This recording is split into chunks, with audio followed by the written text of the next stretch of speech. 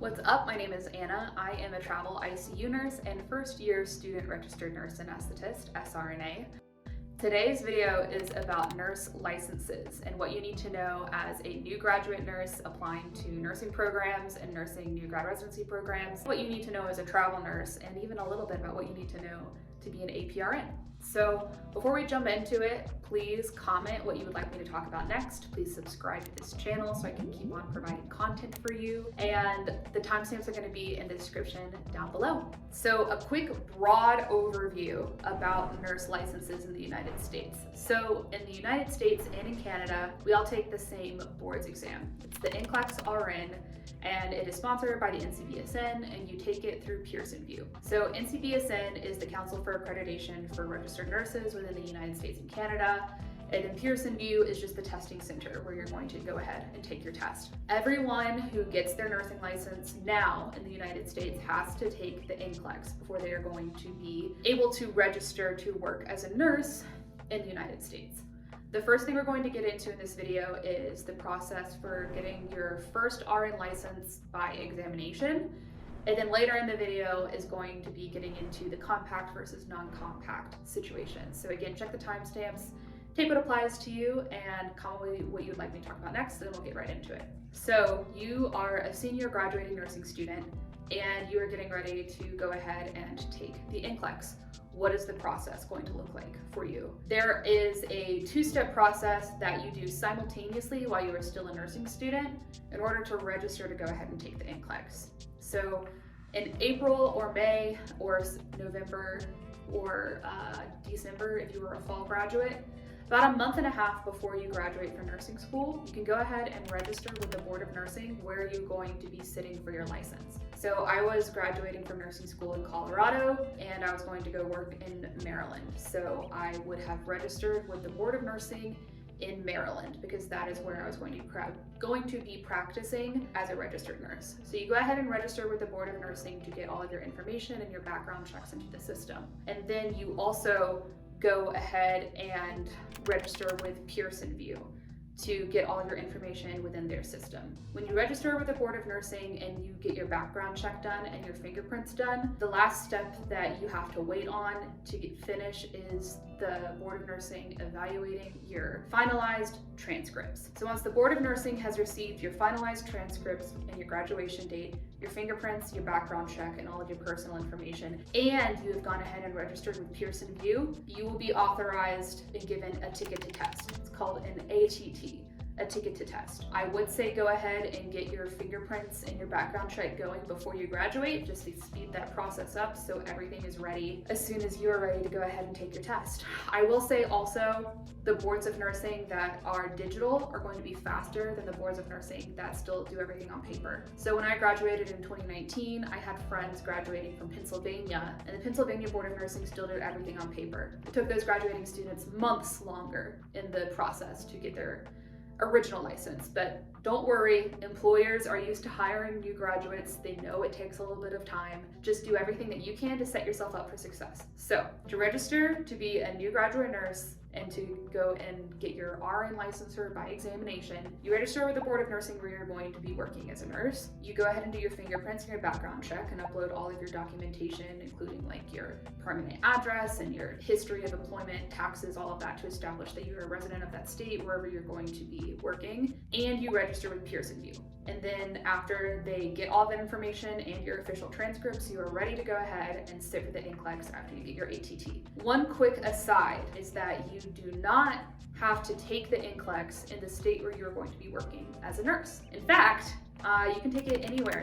And a lot of times, Pearson testing centers are going to be full in your state, and if you have the privilege and the money to do so, you can go somewhere else. I graduated from nursing school in Colorado in 2019. I knew that I was going to be working in Maryland, and I was looking for new houses at the time, or apartments to rent rather, so we were in the DMV area anyway, and I took my NCLEX in Washington, D.C. because they had a testing date approximately a month and a half before Colorado did. So you can take your NCLEX in any state in the country, but all the paperwork is going to be for the place where you're going to be working. So I could take my Maryland RN license and I could sit for that in Hawaii, for example. You can take the test anywhere, but you have to register with the state where you're going to be working as a new graduate nurse. So that is for new graduate nurses who are registering to live and work within the state that they are going to be living and working in as a first year new graduate RN. Now, let's get into compact states. This is an ever-evolving situation. So today it is the end of May in 2022. As of May 2022, there are 39 states and territories that are part of the Nurse Licensure Compact. The Nurse Licensure Compact essentially means that you have your license and then you can work in any other state without having to file separately and go through the whole credentialing process in that state. It makes it a lot easier to be a travel nurse if you have a compact license. Now, you can only have one compact license. So if you have a compact license and you move to another state that's a compact, you are supposed to transfer that license to the state where you now live. So there's a map of the 39 compact states. This is going to be very important if you want to be a travel nurse. If you want to be a travel nurse and you are unlucky and your primary nursing license is in one of the states that is not a part of the Nurse Compact, you are going to have to apply for a temporary license in each state that you travel to.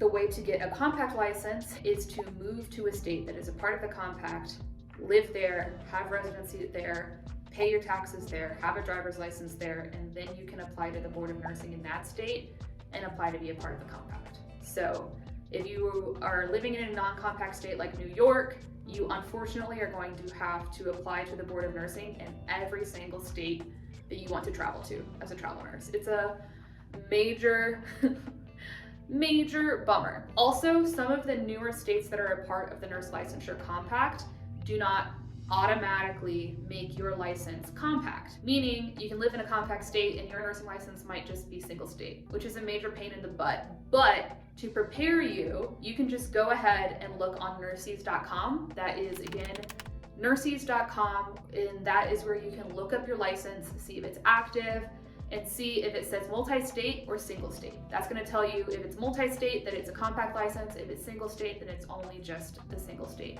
license. You can also see all of the expiration dates for your licenses and keep on top of the requirements to keep everything up to date. Now, a couple of nuances. Let's say, for example, you live in a non-compact state. You live in New York State. You want to become a travel nurse and you want to go to Colorado, which is a compact state. You have to apply to the Colorado Board of Nursing for a temporary nursing license in Colorado before you can go because you have a non-compact license. Now, let's say that you live in Colorado and you want to travel nurse to Utah, which is also a part of the Nurse Compact license. You do not have to apply to any new license to go and be a travel nurse. In the compact state, because your permanent residence is in a compact state, Colorado, and you can just go ahead and start working immediately.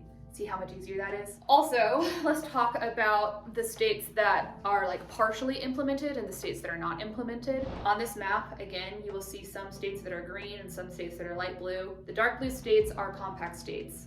So some of the states have legislation that has been pending, but it is not implemented yet. That means that effectively for you, you are not a part of the Nurse Compact licensure. And then there are some states where there's legislation pending and nothing has been passed yet. So there's the states where it's implemented, the states where it's waiting to be implemented, the states where they have legislation and nothing has passed yet, and then the states with no legislation on the table. And then let's talk about this a little bit. So if you go to graduate school and you want to be working as an APRN in any state, you have to apply to that state board of nursing every state that you work in.